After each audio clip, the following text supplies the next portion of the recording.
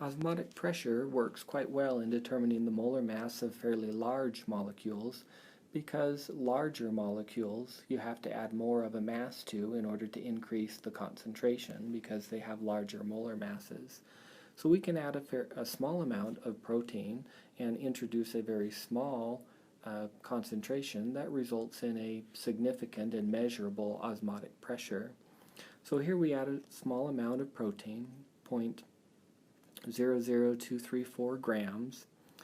We then, adding it to a 1.25 milliliter solution, measure the osmotic pressure at 1.12 torr at 25 degrees Celsius, and we're asked to solve for the molar mass of the protein. Again, if you remember, molar mass is defined as the grams per mole, so we already know the mass, 0.00234 grams. We just need to solve for the moles. We can use the osmotic pressure equation and recognize that in it there are moles, molarity being defined as moles per volume.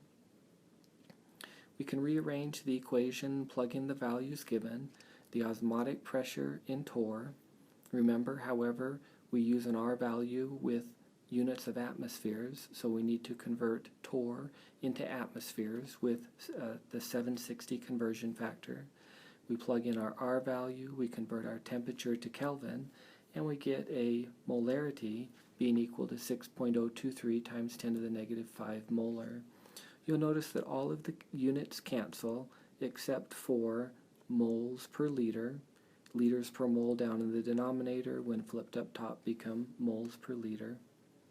Now that we know the moles per liter, we can take the volume in which the protein was dissolved, 1.25 milliliters, convert it to liters, and then use molarity to convert liters to moles. Once we have the moles of the protein, then we can take the moles and the grams, divide the moles into the grams in order to calculate the molar mass, and we get a molar mass of around 31,000 grams per mole, which is quite common for a molar mass of a protein.